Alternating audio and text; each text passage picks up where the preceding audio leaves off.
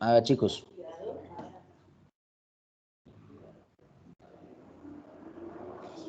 Profe, la primera por el chancro, ¿En qué consiste, Vero? como en una especie de úlcera indolora y que no tiene prurito ni nada, sino solo se ve a simple vista. Ok. Listo. Entonces, ¿qué pasa Después después? esa desaparece y comienza la diseminada que es por todo el cuerpo, pero más específicamente en palmas y en plantas, que las otras, digamos, infecciones diseminadas, eso no se ve en esas zonas. Ujú. Ok. Y ya después desaparece y ya comienza como, esa ahí sí no la recuerdo muy bien, que es Ujú. como que ya aparecen como la infección como tal en todo el cuerpo. Más o menos. Bueno, vamos a recordar entonces un poquito de cómo es ese cuadro clínico de la sífilis. Gracias, Vero.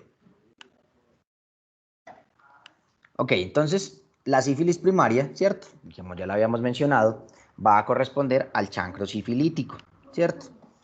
El cual se va a desarrollar en el lugar de la inoculación, o sea, el lugar por donde entra el bicho, ¿cierto?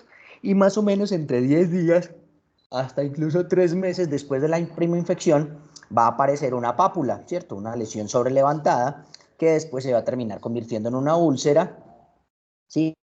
Ahora con unos bordes elevados, así como lo habíamos visto. Entonces, miren, por ejemplo, aquí estamos viendo un chancro, un chancro sifilítico en la mucosa lingual, pero por ejemplo aquí estamos viendo sobre el surco balano prepucial y aquí estamos viendo en un labio menor, ¿sí? Entonces, en la mayoría de los pacientes, perdón, van a aparecer también entonces linfadenopatías regionales, o sea, adenopatías sobre todo inguinales, más o menos 1 o 2 semanas después de la aparición del chancro, y este va a ser un sitio focal para la proliferación de espiroquetas, o sea que si nosotros pudiéramos abrir esos ganglios linfáticos, también encontraríamos ahí abundantes bichos. Pero ¿cuál va a ser el lugar donde vamos a encontrar más espiroquetas? En el chancro. En el chancro directamente, ¿cierto? Entonces en el chancro, como decía Vero, entonces vamos a encontrar numerosas espiroquetas que van a diseminarse en el organismo a través del sistema linfático y a través del sistema sanguíneo. Y lo que habíamos dicho, esta úlcera se va a curar más o menos de forma espontánea a lo largo de las semanas o 2 meses posteriores, ¿sí? Y esto le va a dar al paciente la sensación de alivio, la sensación de que se curó. Pero sabemos que realmente pues el paciente no se ha curado. Y tiempo después, meses o incluso hasta un año, puede aparecer la sífilis secundaria. Entonces, esos indicios clínicos de enfermedad diseminada van a denotar o van a demostrar ese comienzo de esa segunda fase de la sífilis. Y ahí, en este caso, lo primero que presentan los pacientes es un síndrome pseudogripal, ¿cierto? Con dolor de garganta, dolor de cabeza, fiebre, dolores musculares, anorexia y adenopatías. Y luego aparece el exantema mucocutáneo generalizado que ya vimos la vez pasada. Quitando el exantema mucocutáneo, ese cuadro pseudogripal, ¿a qué se parece? ¿A cuál enfermedad se parece?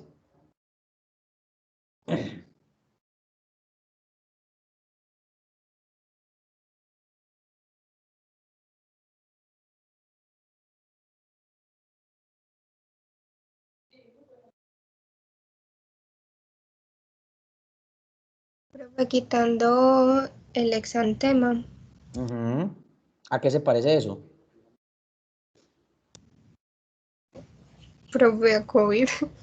A cualquier cosa, ¿cierto? Si ustedes quitan el exantema, se parece a cualquier enfermedad infecciosa, cualquier virosis. Entonces, miren que inicialmente, si a ustedes les llega eso y no tiene el brote el paciente, ustedes se pueden perder y tienen todo el derecho, ¿cierto? Eso les puede pasar.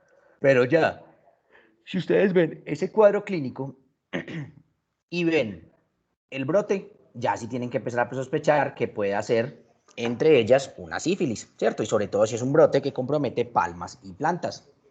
¿Listo?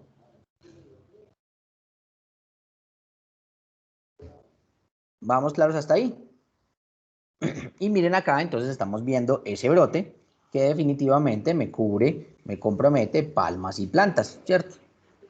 Y ahí, pues, les digo, lo que hay que tiene que tener uno es alta sospecha clínica. Entonces, ese síndrome pseudogripal y las adenopatías aparecen primero y varios días después, entonces va a aparecer el brote. Y como les decía, ese brote puede ser variable, pueden ser máculas, pueden ser pápulas, pueden ser pústulas, puede cubrir toda la superficie cutánea, incluidas las palmas y las plantas, pero este brote también puede resolver de forma espontánea después de un par de semanas hasta incluso un par de meses o más. ¿Sí? Ahora, ¿cómo le habíamos dicho a esa enfermedad? ¿Cómo se llamaba?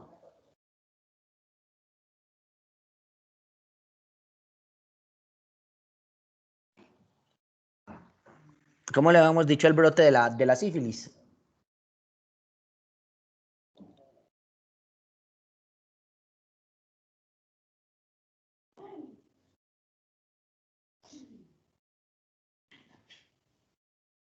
Chicos,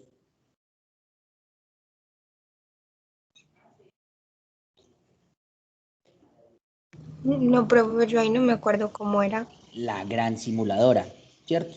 Recuerden que es la gran simuladora porque se puede parecer a cualquier cosa.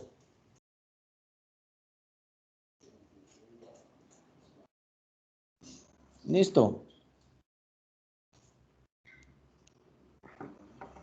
Muy bien. Entonces, esas lesiones elevadas que vamos a llamar condilomas lata pueden aparecer incluso en los pliegues cutáneos macerados y pueden desarrollarse incluso lesiones en la boca y otras mucosas. Y lo que habíamos dicho, al igual que en el caso del chancro primario, el exantema de la sífilis secundaria es muy, muy infeccioso. Pero ese exantema y los síntomas pseudogripales también van a desaparecer de forma espontánea y el paciente va a pasar a una fase que se conoce como de latencia o de inactividad clínica de la enfermedad. Y eso puede durar por años. Y en muchos pacientes, entonces se va a desarrollar lo que se conoce como la sífilis terciaria o sífilis tardía. Y más o menos el 33% de los pacientes no tratados van a evolucionar a ese estadio de esa sífilis terciaria, en donde va a haber una inflamación difusa y crónica, ¿cierto? Que va a causar una destrucción de cualquier órgano. Yo les había dicho que la sífilis podía comprometer cualquier órgano, ¿sí? Puede, por ejemplo, causar arteritis, puede causar alteración del sistema nervioso central y causar alteraciones psiquiátricas, puede causar ceguera, ¿sí? Podemos encontrar lesiones granulomatosas que pueden encontrarse en el hueso, en la piel y en otros tejidos. No sé si ustedes recuerdan que hay algunas personas que se saludan no de las manos, sino desde el codo. ¿Sí lo han visto? Personas que se toman de las manos, pero llevan la mano hasta el codo. Pero, Ese tipo de saludo, por ejemplo, apareció en la época de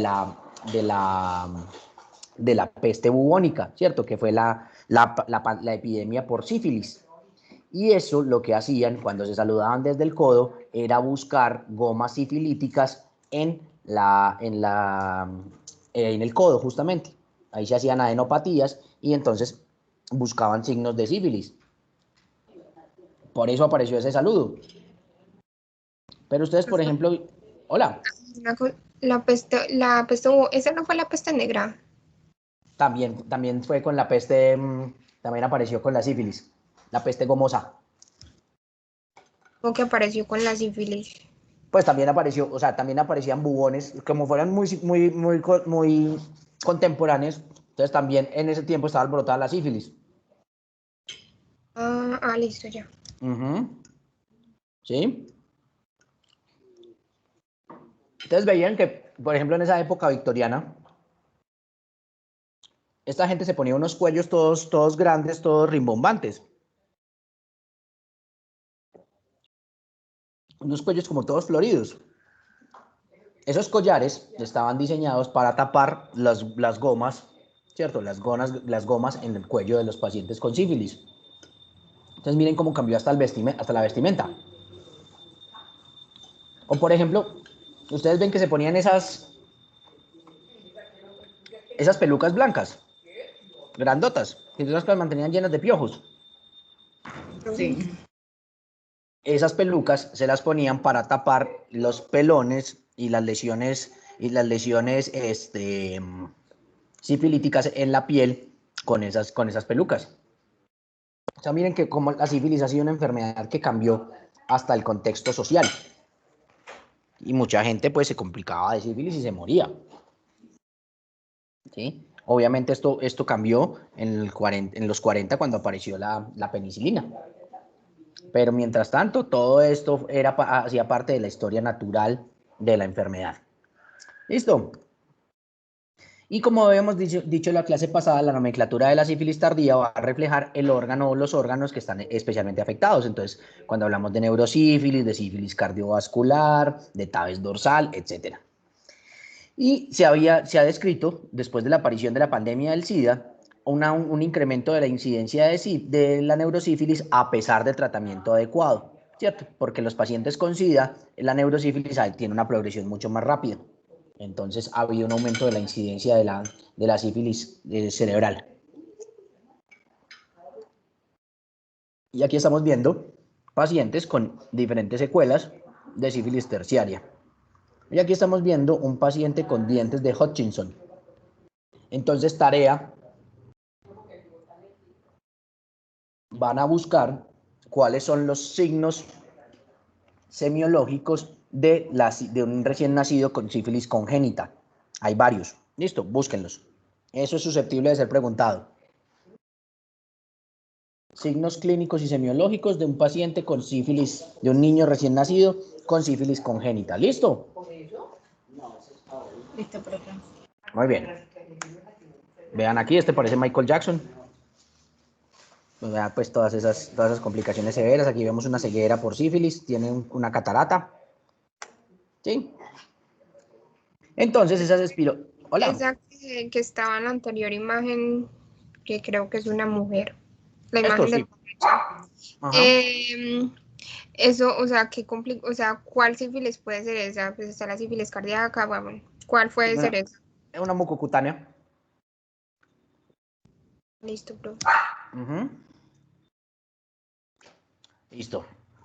Entonces, las espiroquetas van a introducirse en el sistema nervioso central durante esas fases precoces de la enfermedad y pueden desarrollarse síntomas neurológicos como la meningitis, incluso en fases tempranas. Entonces, miren que la neurosífilis, a pesar de que es una manifestación tardía usualmente, no obligatoriamente tiene que ser una enfermedad tardía. Puede presentarse incluso en estadios tempranos. Incluso en un paciente inmunosuprimido puede cantar con una neurosífilis antes de hacer el chancro. Entonces miren cómo el VIH nos cambió incluso la historia natural de la enfermedad.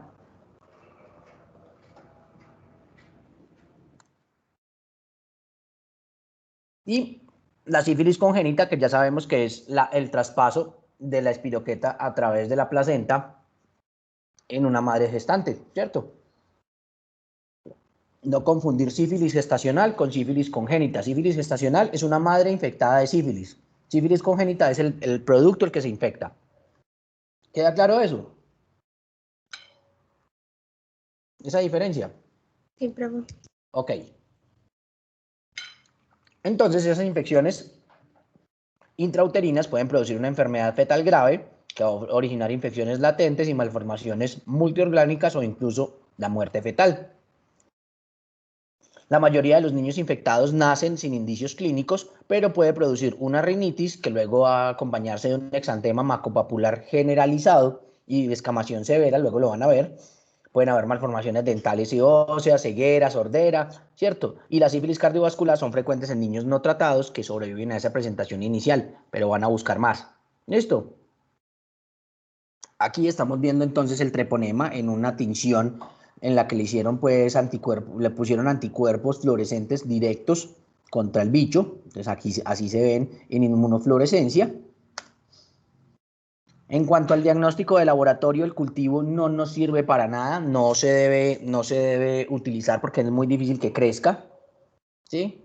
Se pueden hacer pruebas basadas en ácidos nucleicos, o sea, pruebas de PCR, ¿cierto? Pero realmente no es lo que más usamos en nuestro medio. Para nosotros, el diagnóstico de la sífilis lo hacemos a través de detección de anticuerpos. Y para eso vamos a tener dos tipos de pruebas. Vamos a tener unas pruebas no treponémicas y unas pruebas treponémicas. Las pruebas no treponémicas van a utilizarse para la detección selectiva, o sea que nos van a servir de tamizaje, porque son rápidas y baratas. Y cuando una prueba no treponémica nos da positiva, entonces hacemos una prueba treponémica para confirmar el diagnóstico en primoinfección. O sea, la primera vez que el paciente le da sífilis. Luego veremos que para diagnosticar reinfección ya no utilizamos la prueba treponémica, sino que nos basamos en la prueba no treponémica. ¿Listo? Entonces, esas pruebas no treponémicas van a determinar si va a buscar anticuerpos tipo IgM o IgG no directamente contra el bicho, sino contra unos lípidos que se liberan de las células dañadas por la espiroqueta, y que vamos a encontrar en la superficie de los treponemas. ¿Sí? O sea que miren que realmente no vamos a buscar el bicho, sino los efectos citopáticos del bicho. Por eso son no treponémicas, porque no van directamente contra el microorganismo. Y dentro de estas pruebas no treponémicas, las que más utilizamos en nuestro medio, de hecho las únicas que utilizamos en nuestro medio, van a estar la BDRL, que quiere decir Laboratorio de Investigación de Enfermedades Venéreas, y la prueba de regina plasmática rápida, o RPR. Esas son las dos que tenemos en nuestro medio. Existen otras no treponémicas, como la USR y la TRUST, pero realmente aquí en nuestro medio no la utilizamos. Y todas estas pruebas no treponémicas tienen una sensibilidad más o menos del 70 al 85% en enfermedad primaria, 100% en enfermedad secundaria y 70-75% en enfermedad terciaria o enfermedad tardía. Y son altamente específicas, entre el 98 y el 99%. En cambio, habíamos dicho, ¿cuál habíamos dicho que era el target de las pruebas no treponémicas? ¿Cuál era el objetivo o qué era lo que buscaban las pruebas no treponémicas? Las espiroquetas. En las no treponémicas. No. Sorry. Entonces, ¿qué es lo que usan las pruebas no treponémicas? Profe, los lípidos que se sueltan. Exactamente, los lípidos que salen de la membrana celular de las células dañadas. Ahora, las pruebas treponémicas se utilizan como antígeno directamente al bicho y van a detectar anticuerpos específicos contra el bicho. Entonces miren que las pruebas treponémicas pueden ser positivas antes de que lo sean incluso las pruebas no treponémicas en una sífilis precoz, y pueden seguir siendo positivas cuando las pruebas inespecíficas o las pruebas no treponémicas se negativizan en algunos pacientes con sífilis tardía. ¿Cierto? O sea, una vez tú tienes prueba treponémica positiva, esta va a seguir siendo positiva el resto de la vida, va a quedar como una cicatriz inmunológica. ¿Sí?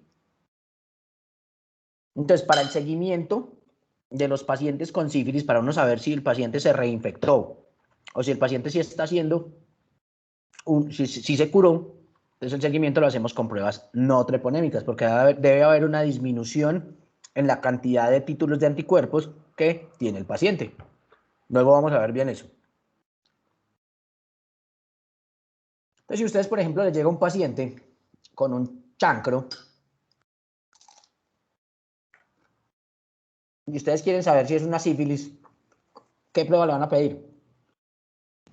Primero la no treponémica. Si esta sale... En un chancro. Ah, bueno, no. En un chancro. La pregunta es, Vero, ¿será que el paciente con un chancro ha hecho la suficiente destrucción tisular para positivizarme pruebas no treponémicas? No, aún su sistema inmune no ha hecho mucho. Exactamente, entonces por eso no nos sirve la prueba no treponémica. Y entonces ahí no podríamos hacer como una especie, digamos, de barrido de ese chancro para mirar si hay espiroquetas. Pudiera ser, pero normalmente es más costoso. Y además, pues si te piden diagnóstico serológico, tienes que hacer diagnóstico serológico.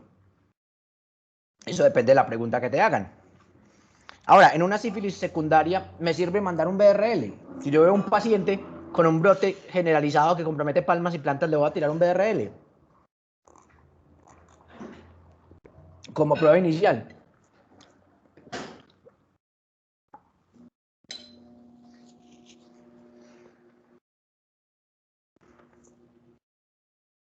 ¿Qué dicen ustedes?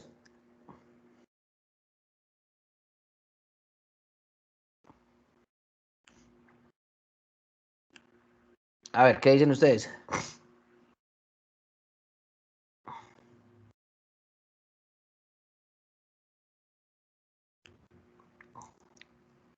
A ver, chicos, ¿quién se arriesga? Profe, el BDRL es el que se utiliza para las pruebas no treponémicas. Eso es una prueba no treponémica, sí. Profe, La pregunta es, ¿sí o no? ¿Le pidió hacer una BRL a un paciente con una sífilis secundaria, sí o no? ¿Y por qué? profe, yo creería que sí, pues es que si ya se encuentra diseminada por todo el cuerpo, y si ya pasó una fase 1, puede que entonces o sea, ya el sistema inmune ya como tenido como un poco de resistencia frente a este microorganismo y Ya ha este, reaccionado. No sé si resistencia, pero ha reaccionado. pues sí, una reacción Una sobre. respuesta, una respuesta, ajá. Y entonces, ¿sirve o no sirve en sífilis secundaria? ¿Sí o no, Ero? Yo diría que sí. Sí. La respuesta es sí. Ahora, si un paciente con un brote maculopapular o pustular que compromete palmas y plantas y diseminado, le sale un BRL positivo, ¿qué hay que hacer? Hay que hacerle entonces la prueba treponémica. Exactamente. Entonces se le hace la prueba treponémica para confirmar el diagnóstico. Muy bien. ¿Listo? Entonces, Profe, aunque primero también habría que preguntarle si es la primera vez que le da o qué. bueno, pudiera ser. Lo que pasa es que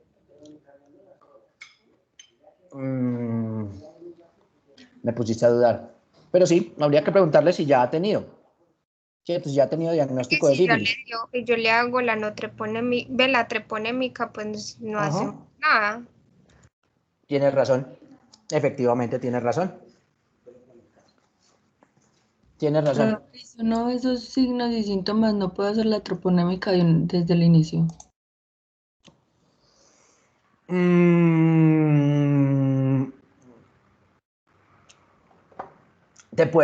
hay cosas que pueden dar falsos positivos. Entonces, en este caso, por costos, ¿cierto? Y por protocolo se hace primero la no treponémica y luego hace la treponémica.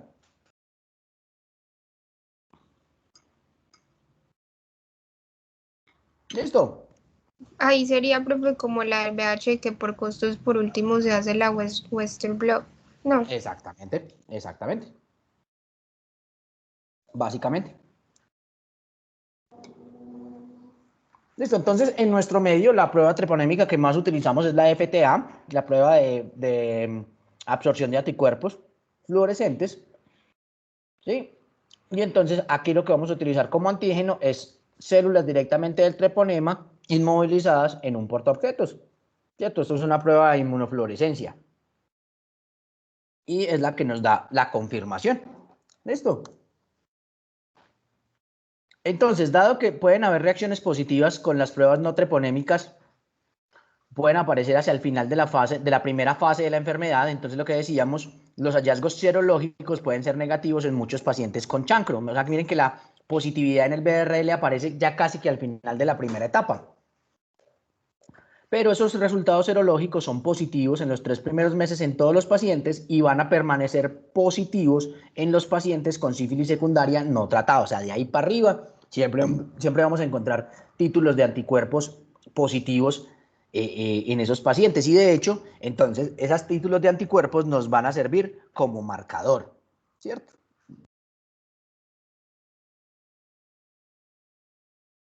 Entonces miren cómo esos títulos de anticuerpos van a disminuir lentamente en los pacientes con sífilis no tratada y los resultados serológicos van a ser negativos hasta en el 25 a 30% de los pacientes con sífilis tardía. Por tanto, la limitación de las pruebas no treponémicas es una sensibilidad baja en enfermedad primaria, precoz y sífilis tardía. Nos puede dar falsos negativos. Y aunque esos resultados de las pruebas treponémicas suelen mantenerse positivos durante toda la vida de las personas que han tenido sífilis, puede tenerse resultados negativos en pacientes con SIDA. Por eso es que si un paciente con síntomas de neurosífilis, ¿cierto? Y con diagnóstico de VIH, un paciente tiene unos síntomas muy sugestivos de neurosífilis y uno le da las pruebas, las pruebas treponémicas negativas, lo que puedes hacer es que le tires un BRL al líquido cefalorraquídeo o buscar la espiroqueta, ¿cierto? Y si sigue mucho la sospecha, igual hacerle tratamiento empírico, que luego vamos a hablar de tratamiento. Entonces, cuando se hace un tratamiento con éxito de la sífilis primaria y la secundaria, y en menor medida de la sífilis tardía, esto nos va a llevar a una disminución de los títulos de anticuerpos de BDR y LPR. Entonces, cuando ustedes les reportan un BRL positivo, un RR positivo, ustedes se lo van a poner en diluciones, ¿cierto? Entonces, cuando hablamos de diluciones, ¿qué estamos haciendo? Estamos cogiendo una muestra y le estamos echando un solvente, ¿cierto? ¿Qué es más grave? ¿Qué es más grave? Que yo encuentre anticuerpos contra sífilis, o bueno, contra los lípidos de esas células en una dilución, en 2 o en 4. ¿Qué es más grave? En las 4 diluciones. En las 4. ¿Qué quiere decir eso? Que entre más grande sea el número de diluciones, más grave o más positivo es, por llamarlo de alguna manera, el examen, ¿cierto? Entonces nosotros hacemos diagnóstico de sífilis o sospecha alta de sífilis en pacientes que nos reporten más de una en 8 o 16 diluciones, ¿cierto? Y obviamente si nos la dan en 32 o 64, pues es peor. Pero además este número de diluciones, ¿para qué nos va a servir? Nos va a servir porque en la medida en la que hacemos tratamiento, esas diluciones deben bajar. O sea, que si yo, por ejemplo, hice un diagnóstico de una sífilis con una en 32 diluciones, yo aspiraría que más o menos 6 meses después del tratamiento, ese título de anticuerpos me debe haber bajado a 16 o a 8 diluciones. Y eso me va a servir como marcador y como seguimiento del paciente. Profe, ahí, pues yo no sé si es una de 36 salió una positiva, ¿no? No. Quiere decir Entonces que no tú serían la muestra 36 de 36, 32. 32 de 36. No. Lo que quiere decir es que tú cogiste la muestra y la diluiste 36 veces y aún así te siguen apareciendo anticuerpos. Esa es la interpretación. Por eso, como tú mismo lo decías ahorita, es más grave que yo encuentre, entre más diluya, si yo diluyo mucho esa muestra original y sigo encontrando anticuerpos, ¿eso qué quiere decir? Digamos, el microorganismo sigue estando, digamos, muy fuerte en el cuerpo. ¿Okay? No, que habían muchos anticuerpos. Y muchos anticuerpos igual a muchos bichos, porque hay mucha destrucción tisular. No sé si ya quedó claro. Profe, ya sí. ¿A los demás les quedó claro?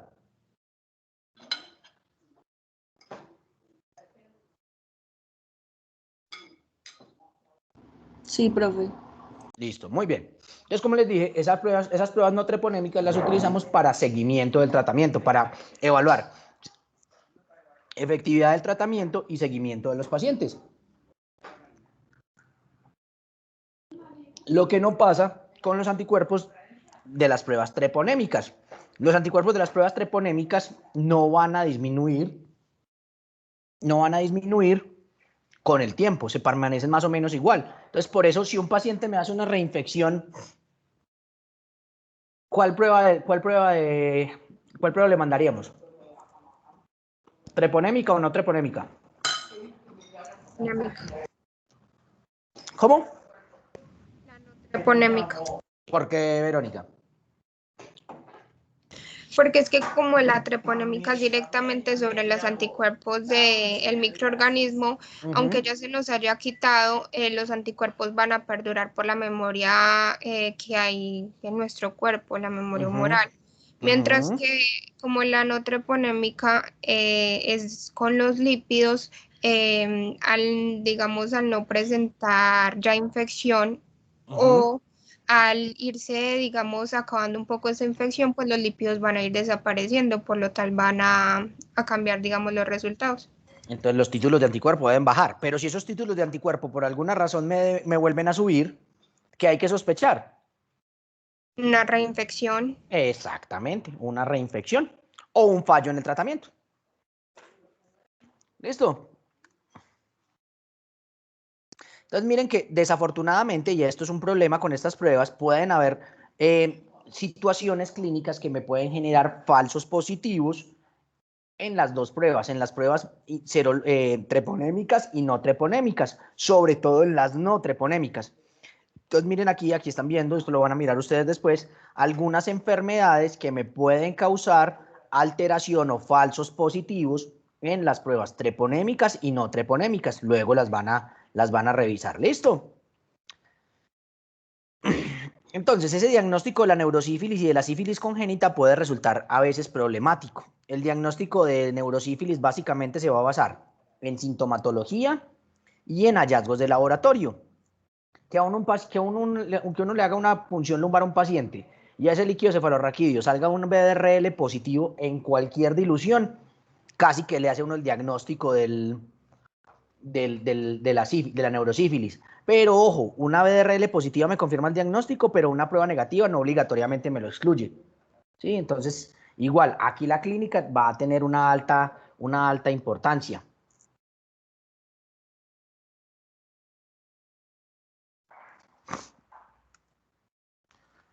En cuanto al tratamiento, chicos, penicilina es el gold estándar, es decir, el tratamiento debe hacerse dentro de todo lo posible con penicilina. Hay dos condiciones, y ahorita las vamos a ver, en las cuales no es optativo, sino que es obligatorio, ¿cierto? Y es en neurosífilis, en sífilis congénita y en sífilis gestacional. En sífilis gestacional, por obligación, hay que hacer tratamiento con penicilina, sí o sí. Ahorita hablamos un poquito de eso. Entonces, el antimicrobiano de elección va a ser la penicilina benzatínica, que lo vamos a utilizar en la sífilis primaria, ¿cierto? Y en la sífilis secundaria. Y ya cuando el paciente me presenta sífilis terciarias o sífilis congénita, vamos a utilizar penicilina cristalina, o sea que el paciente toca hospitalizarlo para ponerle penicilina cristalina venosa. En algunos pacientes que son alérgicos a las penicilinas, les podemos administrar como alternativa doxiciclina o acitromicina, pero con acitromicina se ha visto en muchos fallos de tratamiento. Entonces, esos pacientes que se les tratan con acitromicina, hay que estar muy pendiente con ellos. ¿Listo? Entonces, en neurosífilis, el único tratamiento, como les decía, es penicilina. Entonces, un paciente alérgico debemos desensibilizarlo, ¿cierto? O sea, debemos irle poniendo pequeñas dosis del medicamento y si nos hace alergia, ponerle antihistamínicos, ir controlando hasta que disminuya esa respuesta alérgica y tolere la dosis completa del medicamento. Y lo mismo en mujeres gestantes, no hay alternativa. Si una mujer embarazada se le hace tratamiento con cualquier otro medicamento que no sea penicilina, se considera no tratada y toca hacer el tratamiento de nuevo. Y lo que les digo, igual, si es alérgica, entonces se hace la desensibilización y cuando termine el tratamiento, entonces ¿qué? Ya se consideran pues como adecuadamente tratadas. Y recuerden que en las mujeres gestantes, en las mujeres embarazadas, no se pueden usar tetraciclinas. Entonces la doxiciclina estaría por fuera de las posibilidades. Las tetraciclinas pueden ser teratogénicas. Y lo que les decía, se han descrito fracasos del tratamiento con macrólidos. Entonces, en pacientes tratados con acitromicina deben ser vigilados de forma muy estrecha. Yo qué les diría, chicos, En cuanto al tratamiento con penicilina, o más bien con el tratamiento con la sífilis, a todos los pacientes, dentro de lo posible, siempre penicilina. Y si son alérgicos, yo intentaría desensibilizarlos. ¿Listo? Dosis, esto es muy importante. Para sífilis primaria y sífilis secundaria, el tratamiento es penicilina benzatínica o benzetacil, 2.400.000 unidades intramuscular, dosis única. Ese es el tratamiento.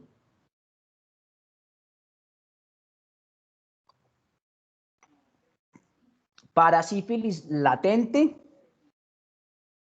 y sífilis tardía que no sea neurosífilis, el tratamiento es penicilina benzatínica. Bueno, y para sífilis gestacional también. Para sífilis gestacional, el tratamiento es penicilina benzatínica, 2.400.000 unidades intramusculares, una dosis semanal por 3 semanas. O sea, son 3 ampollas de 2.400.000. A diferencia del tratamiento, por ejemplo, para amigdalitis estreptocóxica, que es con 1.200.000 unidades. No, para sífilis son 2.400.000 unidades. Hay las dos ampollas, hay ampolla de 1.200.000 y ampolla de 2.400.000. Y para los pacientes con sífilis congénita o neurosífilis, el tratamiento se hace con penicilina cristalina intravenosa. ¿Queda claro?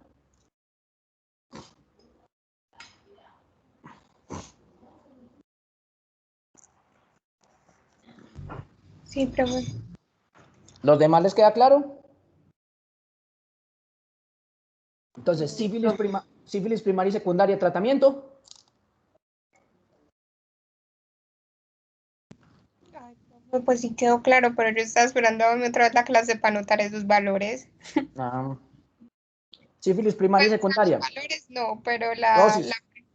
bueno, dosis, no sé. A ver, chicos. Esa es única, ¿no? Sí, ¿cuánto? Ay, profe, 2 algo. 2.400.000 unidades intramuscular, dosis única. Sífilis latente o sífilis sífilis terciaria que no sea neurosífilis, y sífilis gestacional, tratamiento. 3 dosis por 3 semanas. ¿Cuál dosis?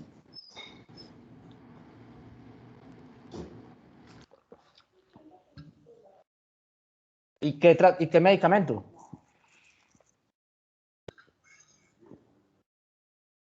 Profe, esa tiene que ser la intravenosa y por eso hay No, hospitalización. no es cierto.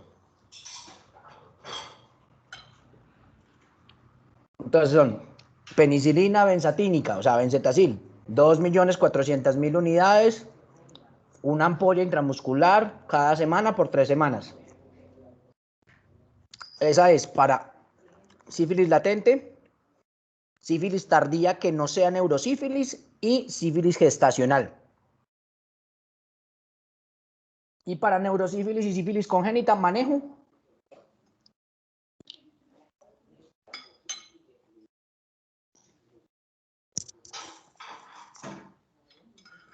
Profe, esa última no me acuerdo. ¿Con qué se tratan? Medicamento. Profe, la penicilina cristalina intravenosa. Efectivamente, penicilina cristalina intravenosa. La dosis no es importante. Ahora, vacuna contra la sífilis no hay. ¿Cuál es la solución? Adecuadas prácticas sexuales.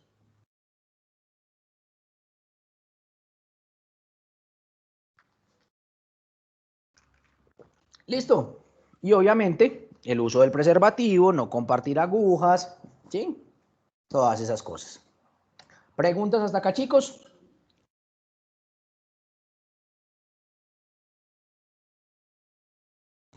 No, profe. Ok, entonces chicos, nos vemos el lunes. Acuerden que empezamos exámenes orales. ¿Ya pasaron la distribución de los exámenes aquí? Profe, yo la pasé. Sí, profe. ¿Listo? Entonces, el lunes nos vemos para empezar exámenes, ¿vale? Listo, profe. Bueno, hasta luego, muchas gracias. Bueno, chao. Feliz día. Profe, hola, profe. Hola. No, cuando inició la clase no tenía internet, porfa.